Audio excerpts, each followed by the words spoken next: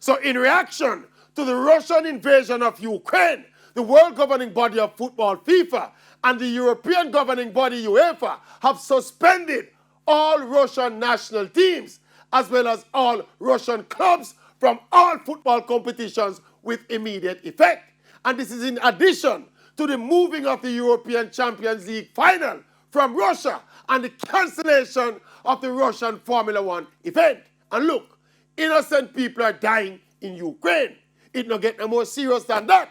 But I am kind of uneasy with the wholesale use of sports in this political controversy. I can understand sports in Russia itself being boycotted and the banning of the Russian national teams because they are directly representing Russia. But the clubs are private entities that employ not just Russians, but foreigners, including at least one Jamaican in Shamar Nicholson at Spartak Moscow, and whose career is now in danger.